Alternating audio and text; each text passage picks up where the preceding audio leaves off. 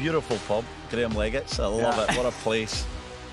We're less than a year away from a home World Cup here in Canada. And what are these guys thinking? It's become the biggest story ever. Roy was here, so the argument was I was the guy that was in between Mick and Roy when they were arguing. How awkward did you feel? And it changed Ireland as a country. What am I thinking? That's not what you want. What am I thinking? You don't want that. Parked it. I parked everything to one side. They parked the bus. They actually parked the bus. Hello and welcome to another episode of Park the Bus. I'm joined by Stephen Caldwell. I'm Kevin Kilbane. Stevie, again, salubrious surroundings. It's I love lovely it. to be here, isn't it? In this beautiful pub, Graham Leggett's. I love it. What a place.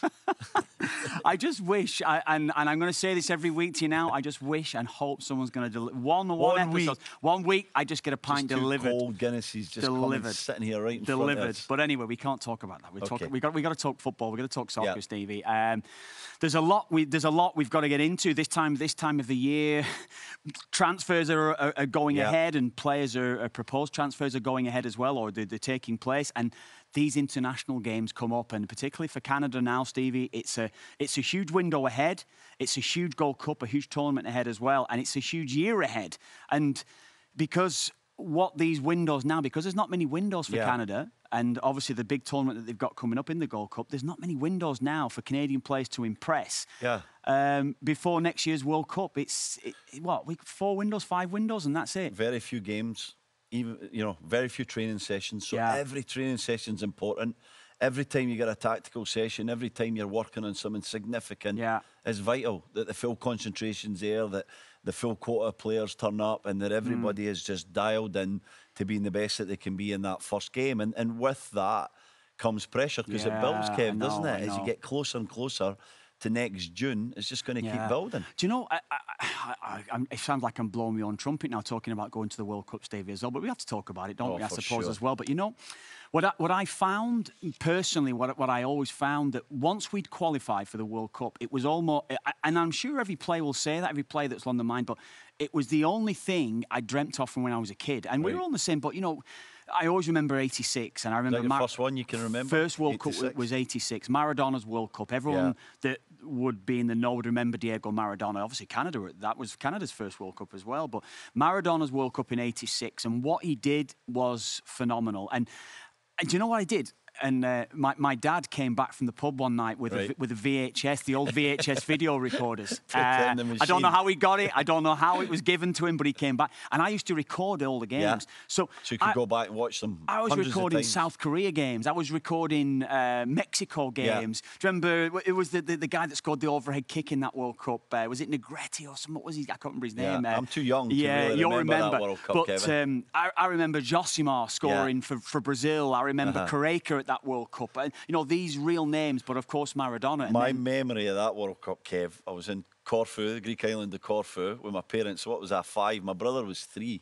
And we're watching Scotland-Uruguay. We went to the pub with my dad and his mate. We were there with other families, and we're in the pub late at night watching the most boring game in the history of the World Cup. What was that? 0-0. Was it? It was 0-0. It was a terrible game. That's why I forgot about it. I think Uruguay got a guy sent off early, and they parked the bus. They actually parked the bus. They just sat right on the edge of their 18-yard box. They never let anybody come in, and Scotland never had the quality to break them down. It was such a disappointment. It's my only memory of that World Cup. I don't remember every game, but, of course, the history at the Maradona I remember goals. Gordon Strachan at that World Cup. Do you remember Gordon Strachan when he couldn't get over the advertising boards? I remember that one. I do remember that one. That's my Scottish memory from that World Cup. And Italia 90 then. And I think after Italia 90, Stevie, was because Ireland had qualified, it changed Ireland as a country. The country changed. And for me personally then, that was it. All I wanted to do, I would always say that I wanted to play for Ireland and I wanted to score a goal at Lansdowne Road. But I wanted to play for Ireland in a World Cup. That's all I wanted to do. And, my full focus probably from 13, 14, when you start to progress and you're doing okay in the game, I wanted to play for Ireland, but I wanted to play in a World Cup. And as years went by, I obviously progressed to that. But it always takes me back to what it meant. And when we had qualified after the Iran game, we had Iran in a 2-legged intercontinental playoff. So we beat them 2-0 in Dublin, and we went... In Iran, there was like 100,000 people. 120,000 at the game, I think there was. It was an unbelievable atmosphere. We had like Secret Service escorting us around with guns, fully loaded, wherever we went. It was amazing to go to Tehran and under high security and how we had to do to get in and out. And we didn't play particularly well. We lost. It was actually, Mick was more gutted after that game because I think we'd been unbeaten for 15, 20 games going into it, but we lost the game, but still qualified. And so after we came back after that match, I was so focused, Stevie, and making sure you were on that plane. Yeah, it was a bit like that, Japan, almost. Korea, and I've got to be honest and say it because I almost put my club form, and I didn't really care. It was about getting myself prepared fully for that World Cup in Japan and Korea. But it's a once-in-a-lifetime opportunity, isn't it? Yeah. I remember in 1998 when Scotland were last at a World Cup in France, first game against Brazil. But back then, Craig Brown was the manager, used to take training players to the World Cup. Take 3 or 4, called them hamper boys, who would take part in training, make up the numbers, help with the kit, sort of muck around and get that experience for future tournaments. And so I was in the group of 7 or 8 that were potentially going to be selected for that. So I had a real focus on trying to get to the World Cup as a training player. And just missing out because, I was 17, so I just missed out. I was a little bit young, take 18, 19-year-olds usually. I just missed out. And I thought to myself, in 1998, summer 1998, it's okay. There'll be other opportunities. I'm going to get to a World Cup. You're young, you're ambitious. And, of course, there wasn't. And so when I go back to yours and being there, what does that feel like? What is that like? Well, I was part of the World Cup squad, actually, that lost in a 2-leg playoff against Belgium in 98. So it was 97, actually. I made my debut in September 97. I was only 20. And so I didn't play in the game. I wasn't part of the squad for the first game, but I was brought into the squad for the second leg in Belgium, in Brussels. So I was in Brussels for the second leg. We lost the game. And then that, again, to me was, I've got to go to the next World Cup. We had a lot of young players, and once we qualified. And for me, honestly, Stevie, the whole experience, you can look back at it now, and again, we'll talk about everything that happened maybe around Mick and Roy and all these, Mick McCarthy and Roy Keane. Everyone that, again, would have followed our team will know it's actually probably now, it's become the biggest story ever in Irish sport, absolutely. It's one of the most historical, topical points. Like there's a movie coming out. There's a movie coming out about it, which I don't know. Clooney? Must be somebody good looking, surely. I was asked actually that to play myself in it, Stevie. To be fair, they said, we can't find someone as good looking as you, so we need to get you to come in. But no, I'll have some extras part maybe. I don't know, but. So can I ask a question on that? Not to go into the details. I think we've heard so many versions of the details, though. But did it galvanise you guys when Roy left? Yes and no. I think we're looking back now, and we're all crazy. It's crazy. I've been asked this question about where we could have done. If Roy probably was with us, we probably would have hit a semi-final at that World Cup. And as crazy it is, because of the run that we would have had, and if that was the case, we got knocked out on penalties against Spain. So we'd done well as it was in a knockout game, but I would have fancied us to beat South Korea in the next leg, and we would have had Germany in a semi, who we'd already had in the group, and outplayed them over a 70-minute period. So we wouldn't have feared playing Germany. We were that confident in ourselves, but Roy took us to the next level. Right. Do you know what I mean with that? We had Holland and Belgium Holland and Portugal in our group. Right. And they were 2 of probably the top 5 teams in the world. Yeah. And we were unbeaten in all 4 games against them. And we beat Holland at home with 10 men. Roy was incredible on the day. We were 2-0 up in Amsterdam. Should have beat them. We drew 2-2 in the game. Home and away against Portugal, we drew. So we honestly, we were equal to anyone. And that whether that would be Brazil, who were top class and ended up winning that World Cup, we would not have feared playing anybody. Yeah. So that was... You had a good team. I think Roy put us on to that level. But without him, in answer to your question there, did it galvanise you? Yes, it did. Yeah. Because it was down to us to show what we were capable of without having a world-class player. Because everyone wrote you off. Everyone said, Roy's left. Out in the group stage, maybe not win a game. The whole team was written off because your star man had left in such controversial circumstances. Exactly, and it felt like that, and it gave opportunities to others. There was we had good midfielders in players that maybe people won't be familiar with probably on this side of the wall, but Matt Holland, Mark Kinsella, Lee Carsley, really good Premier League midfield players, that it was always one of them with Roy. It was Matt Holland through qualification, so it was Matt Holland then and whoever, and it became Mark Kinsella. Mark Kinsella was and is, he was a fantastic player, a real underrated player. Solid. Solid player, but he was technically very good, Stevie, and he got his chance and did great in the World Cup, and he wouldn't have played any part in that World Cup probably if Roy would have been fit. If you could go back and change the course of history, would you have liked to have seen Roy and Mick try and clear the air? Like, because there's no way the frame of mind that Roy was in, that him biting his lip, if he even could do that, and staying through that whole World Cup would have been successful for the team, because it was building up in him. Should Mick have tried to clear the air with him? Should there have been a sort of private discussion there instead of it being so open in that famous meal room at the time? I think for us, Stevie, it was, and I look back maybe from the personal point of view, and I always I tell the story how it all unfolded with it. Roy was sat on my left-hand side, so we turned to Mick McCarthy in the room, if I'm turning my stool here to look, and Roy was sat here on my left shoulder. Roy was here. So the argument was I was the guy that was in between Mick and Roy when they were arguing. How awkward did you feel? Yeah, but I look back though, Steve, and I think, you know, I was, 24, maybe 25 at the time. Still probably inexperienced in international terms. Almost happy to be there. Do you know what I mean? I didn't want to rock the boat. I'm going to a World Cup. I am not messing this up whatsoever. Yes. Whereas if I'd have been 29, 30, I genuinely felt I probably would have had a bit more courage to step into that conversation, try and sort it. Yeah. And I think one or two others that have all said... Why did nobody do that? Quinny, I'm thinking the guys like Quinny, great characters. You know what, Stevie? Honestly, it was so hot straight away. It happened so quickly, and everything that was being said, the words that was being used to describe Mick from Roy was, you know, he was going for Mick. And it just felt like nobody could step in. I didn't feel like I could step in. Probably, again, I go back to my inexperience probably with the group of players that was there. Why did nobody step in?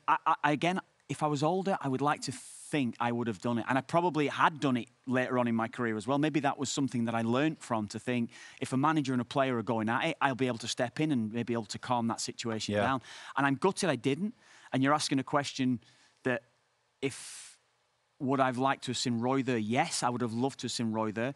And if under normal circumstances or any other circumstance, I think every player in that room wanted Roy there, wanted Roy with us.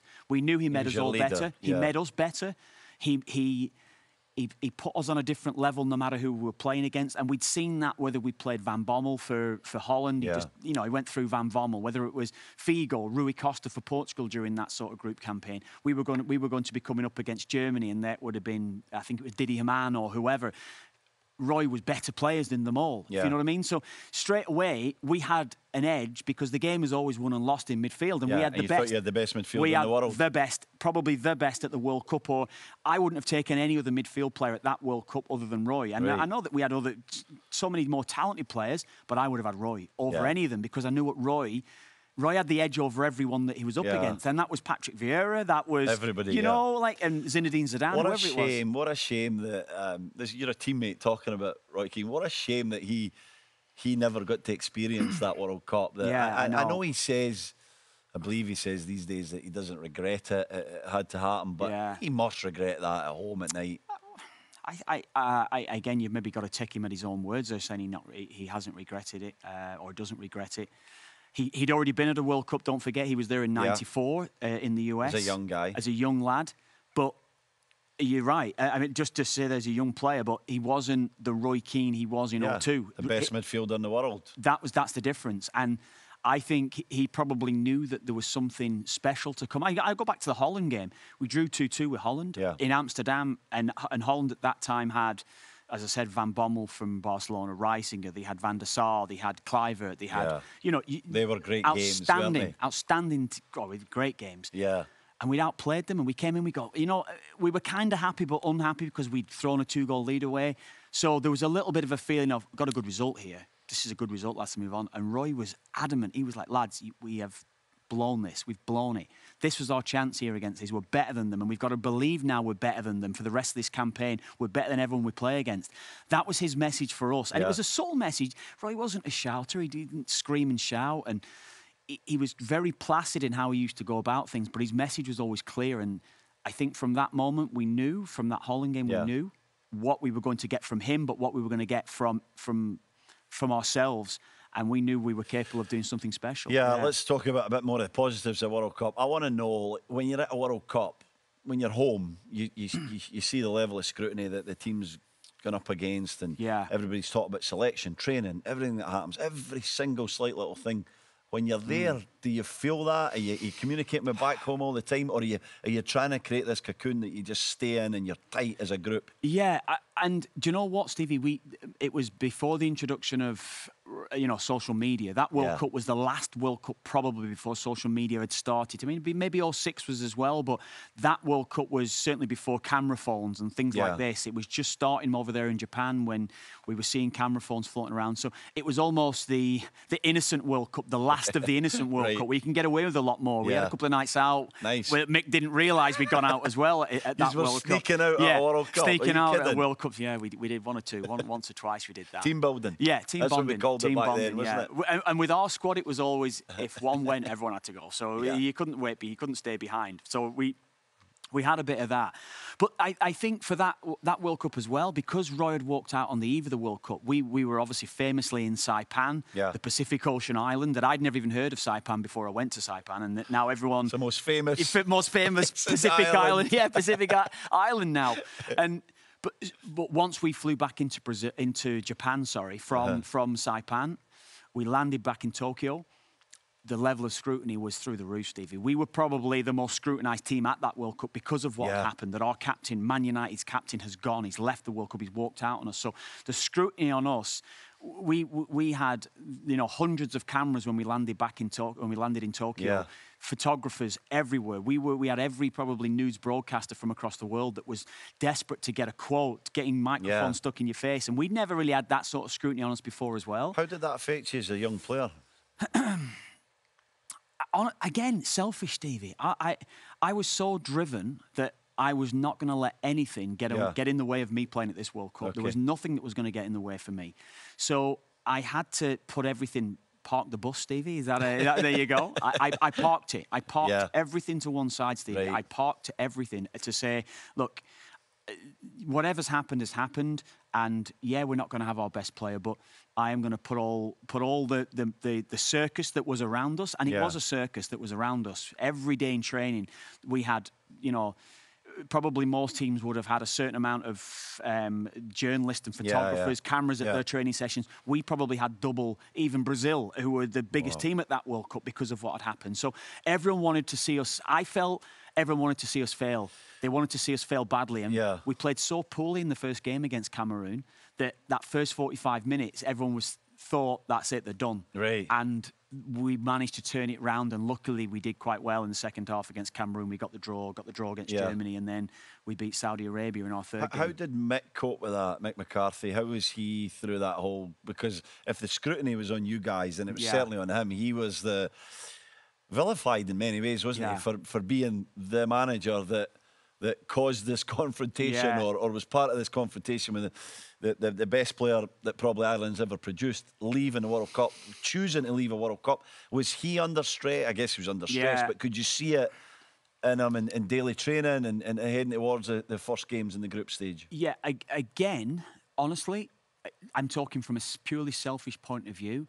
I kind of wasn't engrossed in all the stuff that was happening. And again, if I was a bit more experienced, I had a great relationship with Mick. I probably would have been knocking on his door, everything good, everything all right. But I didn't. But you were just... It was so... You're selfish as a young player as well, I look back at myself then, and I think that I definitely would have done a lot differently in so many different ways. I would have liked to have thought that throughout my career I would have always spoken. I would have always been a decent leader. I wasn't a captain on the pitch, but I would have been a decent enough leader off the field that I would have been one of the guys that the younger players could have always approached and could have gone to speak to. And for that World Cup, though, maybe I changed my own personality and didn't really take too much notice of Mick McCarthy and what the stress that he was clearly under. Yeah. I remember some of the meetings that we'd had where he'd spoken about, look, everyone, of course, wants Roy back in the squad, and we had a vote. There was a vote, and everyone voted with Mick. Every player, I think Quinny led the meeting that we had, that everyone voted that we're at a World Cup now. We've got to stick with this, and we've got to go with it. And it was a little bit naive that we didn't really see the full consequences of what we were doing. It was more, again, that selfish nature of, I'm at a World Cup and I've got to be getting myself fully focused to what's going to happen in that first Cameroon game. Yeah. And I was in pole position. Mark Kennedy, who was a player who missed out on that World Cup through injury, he had to pull out through injury. Mark and I were both left-siders, so if things weren't going right with me, who would have started the game, Mark would have come on at half-time. Right. So I was in pole position to play all the games because Mark Kennedy wasn't available for us. So again, it was a selfish thing in many different things for me that I just wanted to get myself as focused as I could to play the games and do the best I could. Did you feel calm when you had played that first game? I can imagine everything's building up to the first game. You know, pressurised game. You play it. You mentioned you never played so well, the team, in the first half, but managed to get the draw in the second half. Once that's done, is there a sense of relief? I've played in a World Cup. We've got a point. We've scored a goal. Yeah. Now we can really enjoy it, or are you just always tightly strung through the whole thing? Highly strung throughout that. I think I was, Stevie, because of, again, the importance of every game. I had a nightmare the first half. You mentioned the team. I didn't play well. I had a nightmare. I didn't play well. Mick McCarthy almost calmed me down. I remember even Big Niall came to me. Niall was on the bench. Niall Quinn came to me at half-time, who I was good friends with, and just spoke about a few things to settle me down a little bit. Just talking about trying to play 5 and 10 yards further forward, try and play on the wrong side of the defender, try to get into positions to use my strength. So little things like that settled me down at half-time. Because you're going in at half-time thinking, I'm going to be dragged off here. I'm going to be substituted. You know, that's the ultimate when you don't want that to happen at a World Cup. No. So there was a lot of things that go around in the mind. But once we got that result against Cameroon, I think it settled us down. I think we then focused fully. We went a goal down against Cameroon. We went a goal down against Spain and Germany. Or Germany's second game, we went a goal down, and then Spain. So we were chasing games a lot at that World Cup. And it probably suited our style because if we ever went in front in games, we always kind of had that little bit more of a defensive mindset. Whereas chasing games, we outplayed Spain. I felt we outplayed Germany in that World Cup, who were two of the best teams in the world, because we knew what we had to do in many respects, you know. So, but that first game against Cameroon definitely settled us, Steve. It did. It made us. It eased the pressure on us, I think, a little bit going into the rest of the tournament. Yeah, it's fascinating to think about it. To think about being in that environment at a World Cup. And I'm trying to imagine, you know, maybe some of the bigger club competitions or periods in your club career. But I know from my experience of playing for Scotland, the scrutiny when you play for your country. Yeah. You know, it's something. I played for some great clubs, Kev, Newcastle, Sunderland, Leeds, iconic clubs with great fan bases. But when you play for your country, there's something different about it. I want you to tell me, I've had this conversation with people. This is something that I really think that you've got to hit home to me as well, because I felt exactly what you're saying there. And players that are playing for Leeds United, huge club, and you get scrutiny. Playing for myself, Everton, you were at Sunderland, you were at Burnley playing for teams that's got to win every game, you know? But when you're almost in the goldfish bowl there, and you go to the big pond when you go to your national team, and you go to, or the ocean in many respects as well, you go to a place that you're probably not ready for. When you're a young player, it's hard to have someone scrutinising you, that someone scrutinising your first touch, not winning your first header, not playing the ball to the right side of a play. Do you know what I mean? You're getting every aspect of your game at international level is getting scrutinised by 6 journalists. So you're topical. You're about to make your debut for Scotland. Tell me what that was like. That you're seeing the reviews or whatever for you after that game. My debut for Scotland was incredible. I was actually captain in the under-21s. We went to Poland for a game. You know, remember in the day you used to play Tuesday night for 21s. The first team would play Wednesday night. You share a plane. You'd go in the same plane and come back in the same plane, and then go to your club. So I went to Poland to play for the 21s, and there was a couple of injuries. It was a friendly fixture, and I got the call up to go to the first team hotel. We're at a different hotel. So it happened really quickly, and all of a sudden I'm in the first team hotel. I'm 19 years old. I've not played a lot of first team football at club level. and I'm hanging with Tom Boyd and Charlie Miller, and Kenny Miller was there, Gavin Ray, Craig Brown was my manager, and I'm in this team meeting, and I sort of felt like I shouldn't even have been there, you know? So it comes to the game, and I'm on the bench, and things are just moving so fast that I'm in shock, and I'm just going along with it. And so I'm on the bench, I'm thinking, well, you know, I'm a kid, I'm not going to get on. And he pulls me around about the 55th minute. Come here, big man. I'm putting you on in midfield. And you're laughing because you know me as a player. Maybe not the most technical player, although midfielders back then could get away with being tough guys or whatever. Yeah. They had a big guy in midfield, forget his name, was doing really well. Craig Brown, big man, you go in there and you stop him getting the ball. Yeah. Okay, I can deal with that. I can handle that. I think I touched the ball 5 times in 30 minutes, but I go on. And the relief and the pride of playing for your country. Yeah. Because I wouldn't say World Cup was my ambition with Scotland, but playing for Scotland and captaining Scotland, that was my thing. I wanted to captain Scotland above everything else. And that was my thing. And so to get off to a flying start like that, 19, I don't know the numbers, but I'd played a handful of first team games. Yeah. I'm going to get 100 caps here. Yeah. I'm going to play every single game. I'm going to be great. I'm going to be a star. I'm young. I'm naive. I'm buoyant. I'm ready for it. Yeah. And my journey was totally different because I might have been in 40 or 50 camps, and I got 12 caps. Yeah. So I would always go, and I'd always be near. I'd play a bad game. I'd be at the team for a bit. I'd get another opportunity.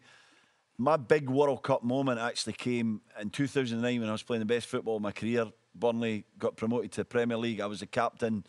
We played Norway in a massive game in Oslo. Yeah. And I was playing alongside my brother. First brothers to play for Scotland in 60 years. How was that? Oh, I'm in great form. This is the pinnacle. Yeah. It was a big game. If we beat Norway in Oslo, we were looking really good to qualify for 2010 World Cup. Yeah. We had a disaster. Gary got sent off. Oh. I got injured in the 60th minute. I think we lost 3 or 4. And it was just, it was just the story of my international career, Kev. There was these moments of huge euphoria where I thought, this is it, and it's hard, it just never happened. It's hard, isn't it? It is hard, and I don't know. It's not a sympathy thing that I would ever want anyone to have with us. That you're playing something that you love. You're doing something that you love, and playing for your country is the be all and end all of your life as a kid. When you're growing up, that's all you want to do, and that's it. But it's hard and it's tough, and the constant scrutiny when I was playing for Ireland was just when we got it. I got it at the start because my debut was very different. I had a nightmare. I played Iceland and made my debut against Iceland. What year? 97. I was 20, and again very different because the path for me, I was flying at under 21s. I was flying from my year. I was amongst the very best in my year of the 77 boys that were born. And it was going very well for me. And I hit a brick wall when I made my debut against Iceland. I remember I got hit, but really early in the game, the fullback, he played in England, Bolton, and I can't remember his name now. I'll tell you in a second. Yeah. Good fullback though. I played at Stoke as well. Yeah. Lars Sigurdsson. Right. He hit me, and he kept on hitting me, and I didn't get any time on the ball. I was like, wow, this is. And I got dragged off at half time. Hardly got a kick. It's a different level though, isn't it? Nightmare. And it was exactly different level. You realise that, don't you? Different level. Yeah. I thought, that's it.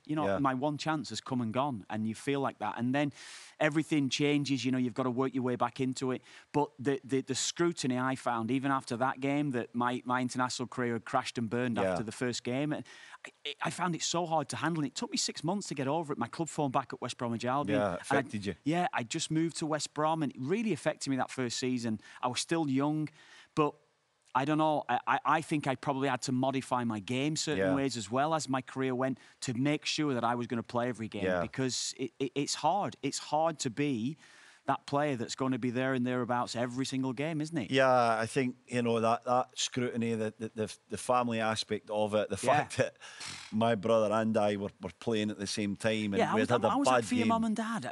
It's amazing. I mean, it was something that was destined to happen and never happened on a few occasions. I remember one summer at Easter Road, a friendly against Trinidad and Tobago.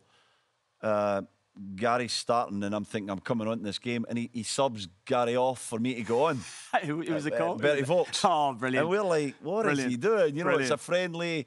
So it was destined to happen, and it felt like it's never going to happen. And then the night that it actually happened was in Moldova, and again, it wasn't a great night for us. Moldova were better than people thought. Yeah, I played against Moldova. They were a good side. And we drew 1 each with Moldova, and we played okay individually, but as a team.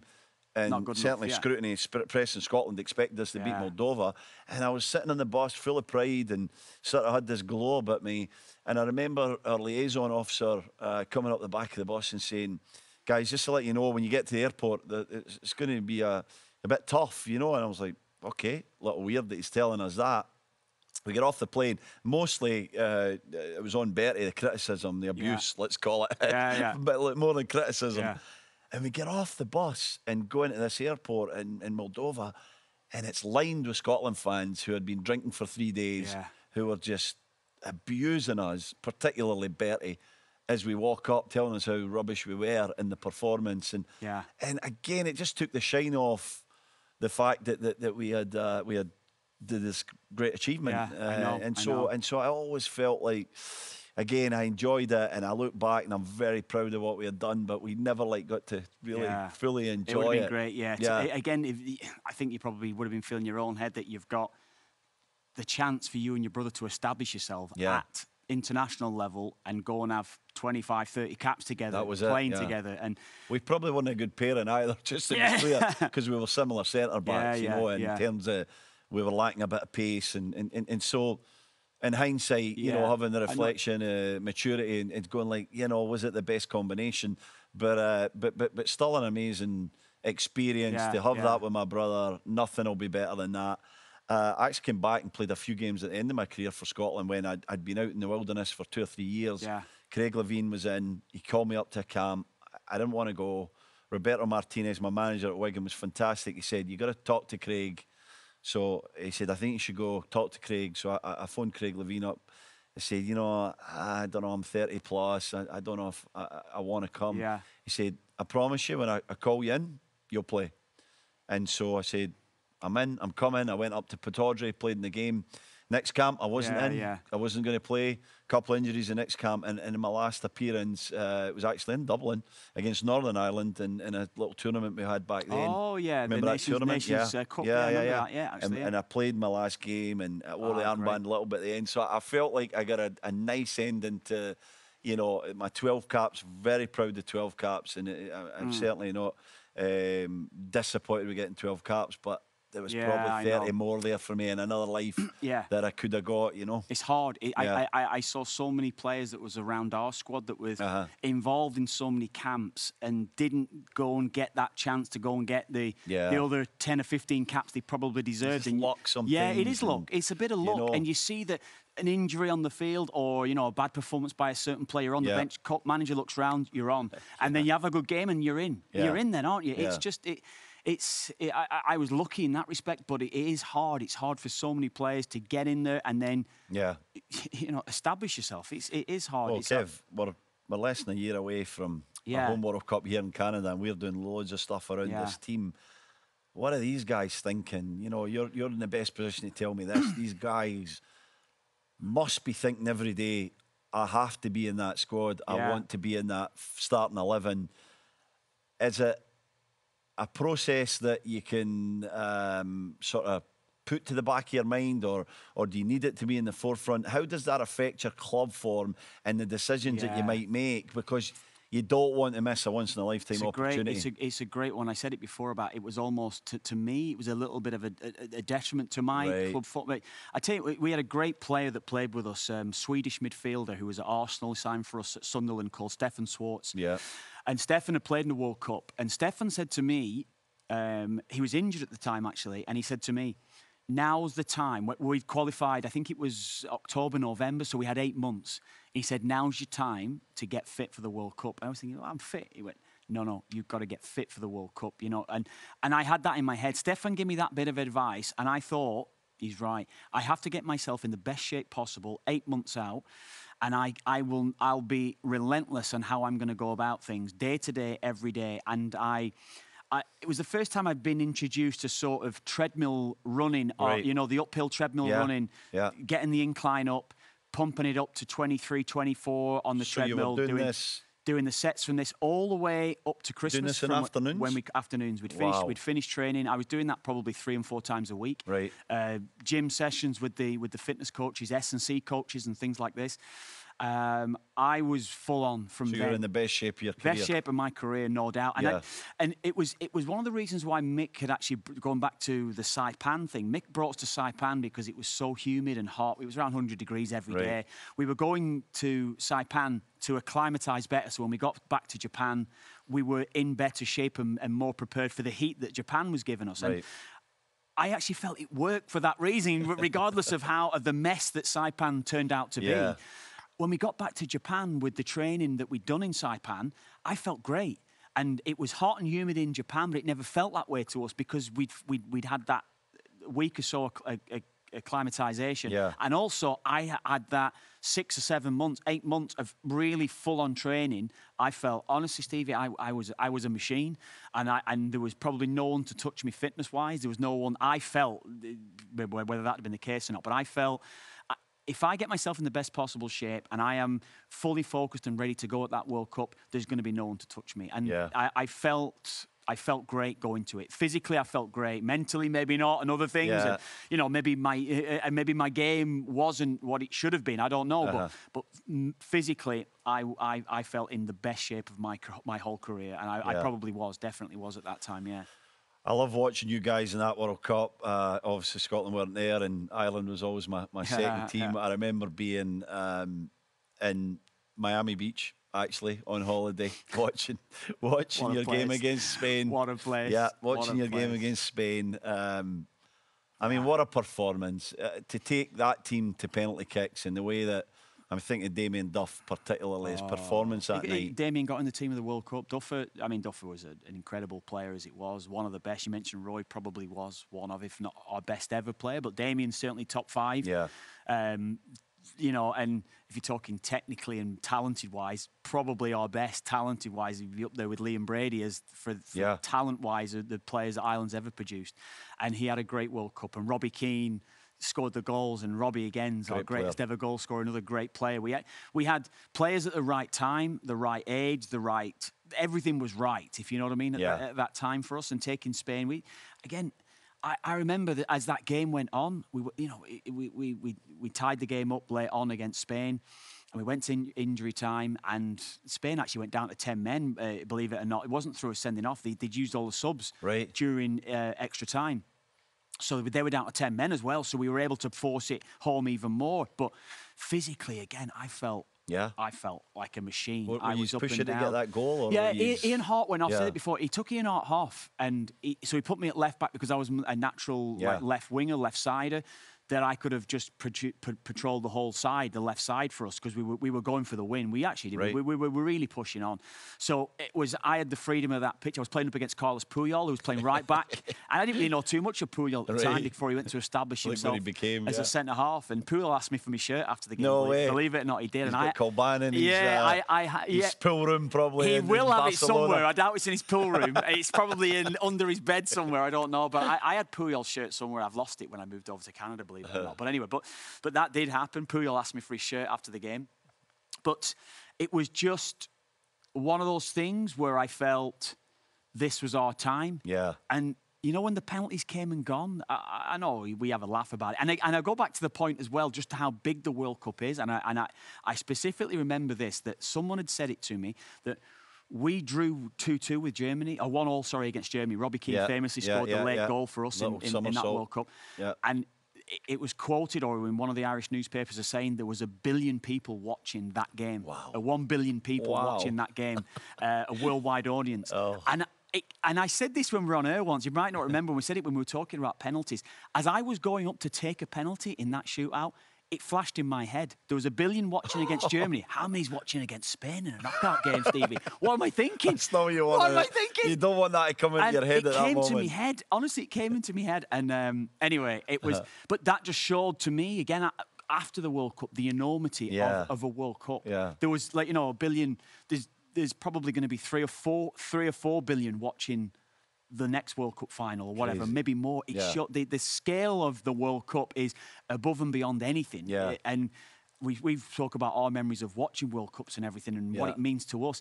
That's happening across the world with so many different people. But girls and boys are getting hooked on the game with seeing whoever's on the screen. And it's going to happen across Canada, It's an amazing experience, Steve. To have games here, people don't realise the significance of that, what that's going to mean for millions of boys and girls. The experience, Stevie, of going and playing and just being a part. You know, getting accreditation. You have to get accreditation as a player.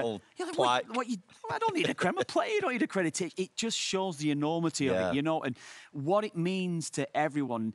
And it was never lost on me being at a World Cup, playing at a World Cup, watching Maradona in '86. Honestly, it was never lost on me because I remember where I was as a kid, watching a World Cup, watching Niall Quinn score against Holland or Kevin Sheedy score against England in Italia '90.